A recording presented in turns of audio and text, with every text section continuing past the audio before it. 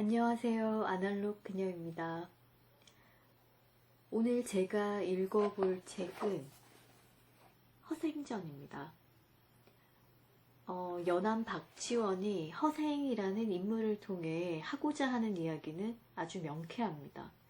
중상주의 실학자답게 이 조선 땅에 어서 상업이 부흥해서 백성들이 가난에서 벗어나길 바란다입니다.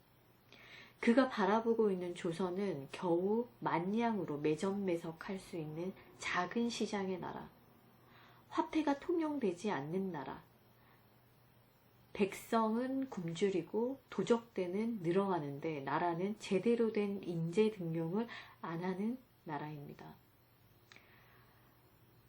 글만 읽던 허생이 아내에게 쫓겨나다시피 해서 얼마 안 가서 큰 돈을 벌지만 그 대부분의 돈을 바다에 뿌리는 이유는 어차피 조선에서는 이 돈을 유통할 수 있는 그런 경제의 규모가 되지 않는다는 판단에서죠. 아주 작은 규모의 경제가 일어나고 있는 곳이 바로 조선 후기였다. 이렇게 박지원은 비판하고 있는 것입니다. 박지원은 양반이었지만 비주류였습니다. 지금 우리 사회에도 이처럼 좀 현명하고 그 다음에 용기 있고 비주류지만 지성이 있는 그런 분이 나왔으면 좋겠다. 그런 생각이 간절한 밤입니다. 그럼 허생의 이야기 속으로 들어가 보겠습니다. 출판사는 신원문화사 버전입니다.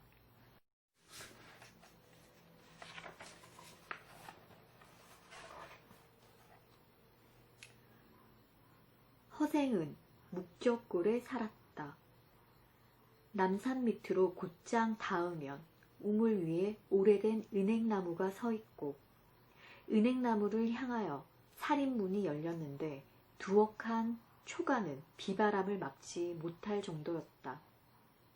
그러나 허생은 비바람이 새는 것은 아랑곳하지 않고 언제나 글 읽기만을 좋아하였으므로 그 아내가 삭바느질을 해서 겨우 입에 풀칠을 하였다. 어느 날 허생의 아내가 배고픈 것을 참다 못해 울면서 말하는 것이었다. 당신은 한평생 과거도 보러 가지 않으니 글만 읽어 무엇합니까? 그러자 허생이 웃으며 대답하였다. 내 아직 글 읽는 것이 익숙하지 못하오. 그렇다면 장인바치 노릇도 못하시나요? 장인바치 일은 평소에 배우지 못하였으니 어쩌오. 그렇다면 하다못해 장사라도 해야죠. 장사를 할래도 미천이 없으니 어떻게 하오. 아내는 성을 내며 꾸짖었다. 당신은 밤낮 없이 글을 읽더니 그래 어쩌오 소리만 배웠어? 장인바치도 못한다. 장사도 못한다. 그럼 도둑질이라도 못하겠소? 허생이 이 말에 책을 덮고는 벌떡 일어섰다. 애석한 일이도다. 내 글 읽기로 10년을 기약하였더니 이제 겨우 7년인걸. 그 길로 허생은 문을 나섰다. 그러나 장안거리에 아는 사람이 없었다. 곧바로 그는 종로 거리에 가더니 길 가는 사람에게 물었다. 한양에서 제일 가는 부자가 누구요?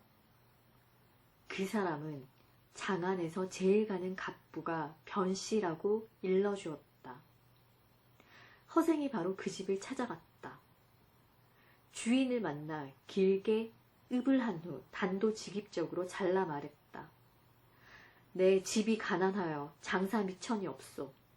무엇을 좀 시험해보고 싶으니 나에게 돈 만냥만 빌려주시오. 그렇게 합시다. 변씨는 대뜸 승낙하고는 그 자리에서 만냥을 내주었다. 허생은 고맙다는 인사도 없이 가지고 가버렸다. 변씨 집에는 그 자제들과 문객이 많이 모여 있었다. 문 밖을 나서는 허생의 몰골을 보아하니 이건 영락없는 거지가 아닌가. 선비랍시고 허리끈은 술이 다 빠졌고 가죽씨는 뒤꿈치 한쪽이 다 달아 빠졌다. 낡아 빠진 망건이며 떼국이 줄줄 흐르는 두루마기, 거기다가 콧물까지 훌쩍거리는 품이 거지 중에서도 상거지였다. 이런 자에게 만냥을 선뜻 내주다니 허생이 떠난 뒤에 모두 크게 놀라 물었다. 어른께서 그분을 아십니까? 모르는 사람일세. 변씨는 태연히 대답했다. 하루아침에 평생 얼굴도 모르는 사람에게 망금을 내버리시다니, 더구나 그 이름 석자도 묻지 않으시고 어쩌려고 그러십니까? 변씨는 정색을 하고 말하였다. 이건 그대들이 알 바가 아닐세. 무릇 돈을 빌리러 오는 사람이라면 반드시 자기의 생각을 이것저것 길게 늘어놓게 마련이야. 약속은 꼭 지킨다느니 염려 말라느니 하고 말했세. 그러면서도 얼굴빛은 어딘가 구겨져 보이고 한 말을 다시 되뇌이곤 하지.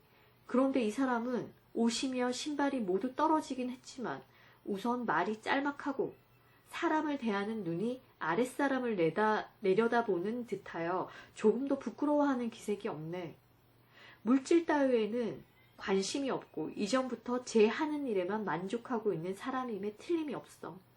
그러니 그가 한번 해보고 싶은 장사라는 것도 적은 일이 아닐 게고 나 또한 그 사람을 한번 시험해 보려는 거야. 게다가 주지 않으면 모르되 이미 만냥을 내주면서 구태여 그의 이름 석자를 물어서 무엇하겠나. 망금을 손쉽게 얻은 허생은 집에는 가지 않고 안성은 경기와 호남의 갈림길이고 상남의 요충이었다 하면서 그 길로 내려가 안성의 거처를 마련하였다. 다음 날부터 그는 시장에 나가서 대추, 밤, 감, 배, 석류, 귤, 유자 따위의 과일을 모두 거두어 샀다. 파는 사람이 부르는 대로 값을 다 주고 혹은 시세에 배를 주고 샀다. 그리고 사는 대로 한정없이 곳간에 저장해 두었다. 이렇게 되자 오래지 않아서 나라 안에 과일이란 과일이 모두 바닥이 났다. 대신들의 집에서 잔치나 제사를 지내려고 해도 과일을 구경하지 못해 제사상도 제대로 갖추지 못할 형편이었다. 허생에게 2배를 받고 판 과일 장수들이 이번에는 그에게 달려와서 10배를 주고 다시 사가는 것이었다. 허생이 한숨을 쉬고 탄식하면서 말했다. 겨우 만냥으로 이 나라를 기울게 할 수 있다니 나라의 신천을 알만하도다. 허생은 과일을 다 처분한 다음 칼, 호미, 무명, 명주, 솜 등을 모조리 사가지고 제주도에 들어가서 그것을 팔아 이번에는 말총이란 이름이 붙은 것은 모조리 사들였다. 몇 해가 못 가서 나라한 사람들은 상투를 싸매지 못하게 될 게다.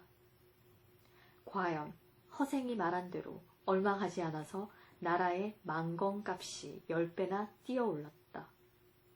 말총을 내다 파니 100만금이 되었다. 어느 날 허생이 늙은 뱃사공에게 물었다. 바다의 텅 빈 섬 중에 혹시 사람이 살만한 곳이 있던가? 있습지요. 옛날에 바람을 만나 곧장 서쪽으로 사흘 밤낮을 가다가 한 섬에 닿았는데 그곳은 아마도 사문과 장기 사이라고 짐작됩니다. 꽃과 잎이 저절로 피고 과일이며 오이가 철을 따라 제멋대로 여물었었죠. 그뿐입니까? 고라니와 사슴이 떼를 지어 다니고 바닷고개들도 놀라는 기색이 없이 뛰놀고 있더이다. 허생이 사공의 말을 듣고 크게 기뻐하였다. 사공이 만일 나를 그곳으로 인도해 준다면 평생 동안 함께 부귀를 누리도록 해주겠네. 사공이 허생의 말을 쫓았다. 이리하여 바람이 알맞게 부는 날을 기다려 동남쪽으로 곧장 배를 몰아 사공이 말한 섬에 이르렀다. 허생이 섬에 상륙하여 높은 바다 꼭대기로 올라가 사방을 바라보고 나서 썩 마음에 들지는 않는 듯 이렇게 말했다. 땅이 천리도 채 못되니 무엇에 쓴단 말이냐. 다만 땅이 기름지고 샘물이 맛이 있으니 한갓 부잣집 늙은이 노릇이나 할 수 있겠다. 사공이 그 말을 듣고 말하였다. 섬이 텅텅 비고 사람 하나 구경할 수 없으니 누구와 더불어 산단 말입니까? 덕 있는 사람에게는 사람들이 저절로 찾아오는 것이네. 오히려 덕이 없는 것이 걱정이지. 어찌 사람이 없는 것을 근심하겠는가 말이네. 이때 변산 지방에 수천 명의 도둑대가 나타나 노략질을 하고 있었다. 여러 고을에서는 나졸들까지 풀어서 도둑을 잡으려 하였으나 도둑의 무리를 쉽사리 소탕하지 못하였다. 그러나 도둑의 무리 역시 각 고을에서 대대적으로 막고 나서니 쉽게 나아가 도둑질하기가 어려워져서 마침내는 깊은 곳에 몸을 숨기고 급기야는 굶어 죽을 판국에 이르렀다. 허생이 이 소문을 듣고 도둑의 소굴을 찾아 들어갔다. 그리고 도둑의 괴수를 만나 타이르기 시작하였다. 너희들 1000명이 천금을 노략질해서 나누어 가진다면 한 사람 앞에 얼마씩 돌아가느냐? 그야 한 사람 앞에 한 냥씩이죠. 그럼 너희들에게 천은 있는가? 없소. 그럼 논밭은 있는가? 밭이 있고 처가 있으면 왜 도둑질을 하겠소? 정말 그렇다면 어찌 장가를 들어 집을 짓고 소를 사서 농사를 짓고 살면서 도둑이란 이름도 듣지 않고 살림살이하는 부부의 재미도 맛보며 아무리 밖에 나가더라도 잡힐 걱정이 없고 길게 입고 먹는 재미를 누리지 않고 있는가? 어찌 그걸 원하지 않겠습니까마는 돈이 없습니다. 허생이 웃으며 말했다. 너희들이 도둑질을 하면서 어찌 돈이 없는 것을 근심한단 말이냐. 정 그렇다면 내가 너희들을 위하여 마련해주지. 내일 바다에 나가면 붉은 길을 단 배가 보일 게다. 그것이 다 돈을 실은 배야. 갖고 싶은 대로 가져가거라. 허생은 도둑들과 약속하고 가버렸다. 도둑들이 하도 말 같지 않아서 모두 미친놈이라고 웃어댔다. 그러나 다음 날 혹시나 해서 바다에 나가보니 허생이 벌써 30만 냥이나 되는 돈을 배에 싣고 기다리고 있지 않은가? 도둑들이 크게 놀라 이건 보통 사람이 아니라고 생각하였다. 모두 줄을 지어 절을 하면서 말했다. 그저 장군님의 분부대로 따르겠습니다. 그렇다면 어디 너희들이 질 수 있는 만큼 가지고 가보아라.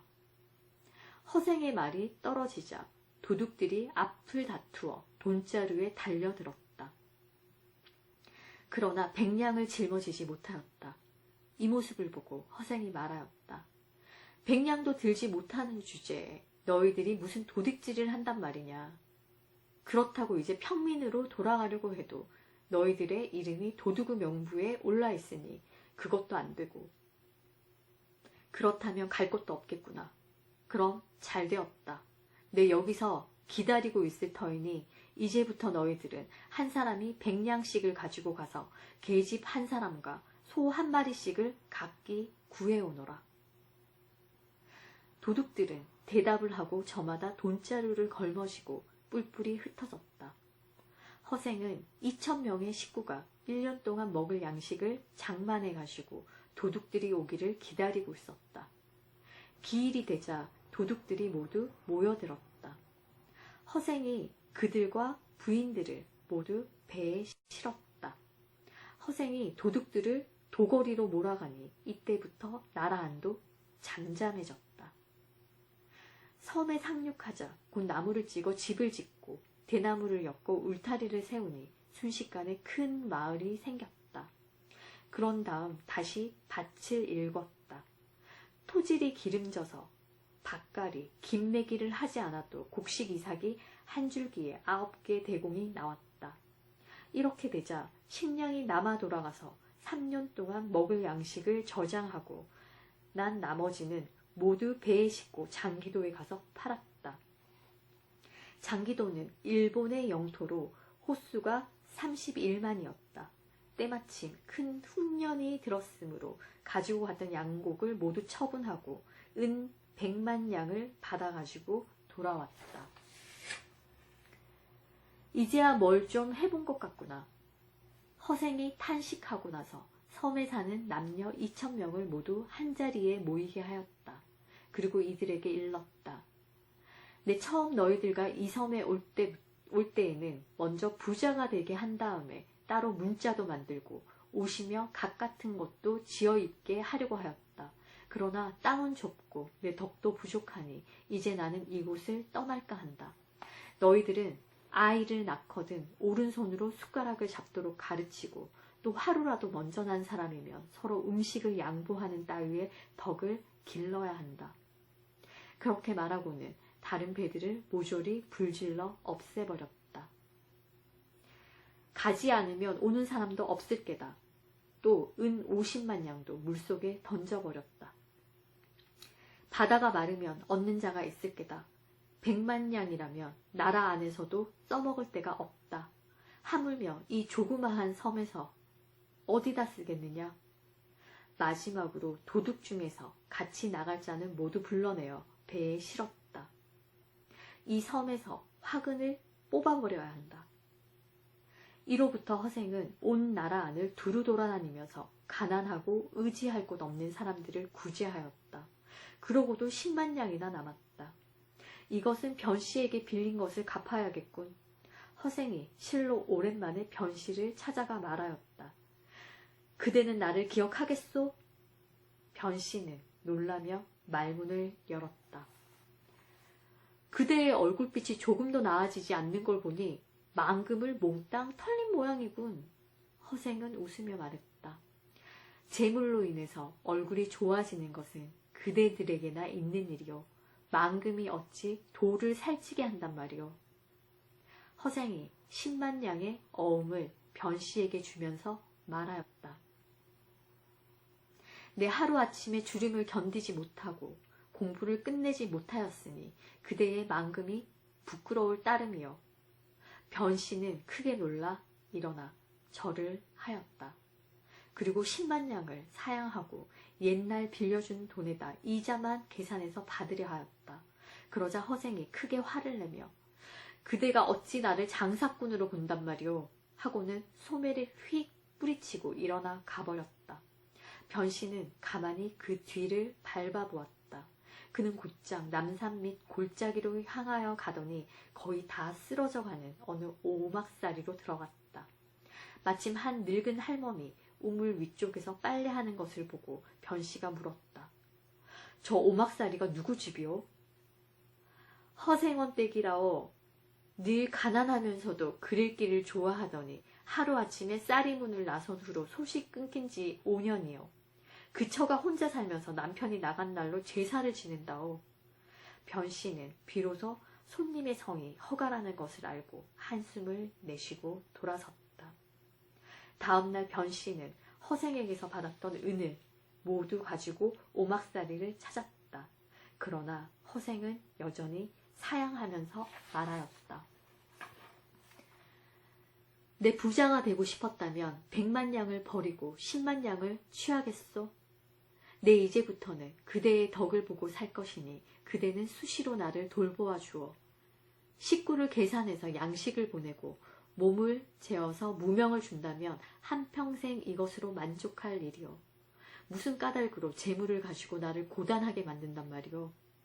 변씨는 여러 가지 말로 허생을 달래보았지만 끝내 들어주지 않았다. 이로부터 변씨는 허생의 쌀 뒤주가 바닥이 나는 것을 계산하고 옷장 속을 헤아려 손수 날라다 주었다. 그러면 허생도 흔연히 반가워하였지만 혹시 분수에 넘치면 곧 좋아하지 않고 말을 하는 것이었다. 그대는 어째서 내게 재앙을 물려주려 한단 말인가? 그러나 술을 가지고 찾아가면 곧 평소보다 더욱 반가워하면서 서로 건커니 작거니 취하도록 마셨다. 두어 해가 지나니 두 사람의 정은 날로 두터워졌다. 언젠가 변씨는 조용히 물어보았다. 5해 사이에 어떻게 해서 100만 금을 벌었는가? 그건 쉽게 알 수 있는 일일세. 우리 조선은 외국과 무역이 없고 수레가 나라 안을 두루 돌아다닐 수 없는 까닭에 모든 물건이 그 안에서 생산되고 그 안에서 소비되지 않는가. 천금이란 적은 금액이라 모든 물건을 다 살 수는 없지만 그것을 열로 쪼개면 또는 좋기 10가지 물건을 고루 살 수 있네. 그리고 물건이 가벼우면 나르기도 쉬워서 한 가지 시세가 시원치 않더라도 나머지 9가지로 이것을 메울 수 있으니 이건 보통 작은 장사치들이 하는 이문내기의 방법이지. 무릇 만금이면 대개 한 가지 물건을 도거리로 모조리 살 수 있으니 수레에 싣거나 모조리 매점할 수 있지 않은가? 한 고을에 가득한 것이라도 마찬가지일세. 그물의 코처럼 한번 훑으면 모조리 거두어 들일 수 있는 거야. 이를테면 물에서 나는 산물 중에서 한 가지를 가려 슬그머니 독점을 해버린다든가, 바다에서 나는 해산물 중에서 그 어느 하나를 택해서 모조리 거두어 들인다거나, 약재료 중에서 한 가지만을 독점해서 그 한 가지 물건을 몰래 저장한다면 모든 장사꾼이 그 물건을 구경할 수도 없게 되는 것이니 이것은 백성들을 못살게 하는 방법이야. 훗날에라도 나란 일을 맡은 관리가 나의 이런 방법을 쓰게 된다면 그 나라는 곧 병들고 말 거야. 변씨는 듣고 나서 다시 물었다. 그럼 처음에 당신은 내가 만금을 내어줄 것을 어떻게 알고 찾아왔던가? 허생이 말하였다. 자네가 꼭 내게 줄 것이라고 믿은 것은 아니지만 누구라도 만금을 가지고 있는 장사꾼이라면 내주지 않을 수 없을 거야. 내 스스로 제주를 헤아려 보면 넉넉히 만금은 벌 수가 있을 것 같지만 운명은 저 하늘에 달려있는 것이니 아무도 그것을 알지 못하거든. 그러므로 나를 알아보고 써먹는 사람은 복이 있는 사람일세. 반드시 부자가 더 부자가 되는 것은 하늘이 명한 거야. 그러니 어찌 돈을 내주지 않을 것인가. 내 이미 만금을 얻었으니 그것은 그의 복을 빌어서 행한 것일 뿐일세. 그리고 행하면 성공하였지. 만일 내가 내 재산으로 혼자서 일을 시작하였다면 그 성패 또한 알 수 없는 일이야. 변씨는 허생의 그 재주가 아깝다고 생각했다. 자기와 같은 장사치로는 상상도 하지 못할 배포여 기국이 아닐 수 없다. 이런 큰 그릇을 어찌 썩힐 수 있단 말인가. 바야흐로 지금 사대부들은 전날 남한산성에서 받은 호란의 치욕을 씻으려 하고 있네. 이때야말로 지략과 재주를 갖춘 선비로서 팔뚝을 걷어붙이고 일어나서 슬기를 펼쳐볼 만한 때가 아닌가? 자네와 같은 재주를 가지고 어째서 묻혀 살며 그대로 썩을 수가 있단 말인가? 허생이 이 말을 듣고 대답했다. 허허, 예로부터 한평생 묻혀 산 사람이 어찌 한둘에 그치겠는가. 저 조성기로 말할 것 같으면 적국의 사신으로 가더라도 솜씨 있게 일을 처리할 사람이었지만 한평생 배잠방해로 세상을 마치지 않았던가. 유형원은 좋기 어려운 전장에서 수만 명 군졸의 군량을 수송할 만한 재주를 가졌으면서도 들쭉날쭉한 바닷가에서 쓸데없이 소요하고 있지 않은가? 그러니 오늘날 국정을 맡아 처리하는 자들의 기량을 알 수 있지. 나로 말하면 장사에 솜씨가 있어. 그 돈으로라면 넉넉히 9나라 임금의 머리라도 살 수 있었지만 그러나 그 돈을 바닷속에 던지고 온 것은 이 나라에서는 쓸 곳이 없기 때문이네. 변씨는 긴 한숨을 쉬고 돌아갔다. 변씨는 전부터 정승 이왕과 친분이 있는 사이였다. 이공이 마침 어영대장이 되어 그와 더불어 이야기를 하다가 인재를 추천할 것을 권하였다. 요즘 한간에 기이한 재주를 숨기고 사는 사람 가운데 함께 큰일을 해낼 만한 사람이 있는가? 변씨는 그제서야 생각이 나서 허생에 관한 이야기를 하였다. 이공은 그런 인물이 장안에 살고 있다는 말에 크게 놀랐다. 기이한 일이로군. 정말 그런 사람이 있을까? 그래. 그 사람의 이름은 무엇라고 하던가? 소인이 3년을 그와 가까이 지냈지만 아직 그 이름을 모르고 있습니다. 그 사람은 이인이네. 한번 같이 가보세. 이윽고 밤이 되자 이공은 수행하는 나조를 다 물리치고 홀몸으로 변씨와 함께 허생의 집을 찾아갔다. 변씨는 이공을 잠시 쌀임 밖에 세워두고는 혼자 안으로 들어가 허생을 만난 후 이공이 온 자초지종을 이야기하였다. 허생이 듣는 둥 마는 둥 하며 말했다. 그대가 차고 온 술병이나 어서 풀게. 그래서 두 사람은 술을 내어 즐겁게 마셨다. 변씨는 술을 마시면서도 문 밖에 세워둔 이공이 민망스러워 거듭 이공의 일을 이야기하였지만 허생은 좀처럼 들으려고 하지 않았다. 밤이 이슥해졌다. 그제서야 허생은 말했다. 손님을 불러볼까? 이공이 들어왔다. 그러나 허생은 일어나 맞이할 생각조차 하지 않았다. 이공이 몸둘 바를 몰라 하다가 마침내 나라에서 어진이를 구하고 있다는 자기의 뜻을 말하였다. 허생은 손을 휘 저으며 말했다. 밤은 짧고 말은 기니 듣기에 지루하군. 지금 자네 벼슬 자리가 무엇인가? 어영대장입니다. 그렇다면 나라에서는 믿을 만한 신하겠군. 내 와룡 선생을 청거할 테니 자네가 임금에게 청하여 삼고초려를 하게 할 수 있겠는가? 이공은 머리를 떨구고 한참 동안 생각하고 나서 어려운가 합니다. 그 다음의 일을 듣고자 합니다. 허생이 이 말을 듣고 말했다. 나는 두 번째라는 것은 배우지 못하였네. 이공이 굳이 묻거늘 허생이 다시 입을 열었다.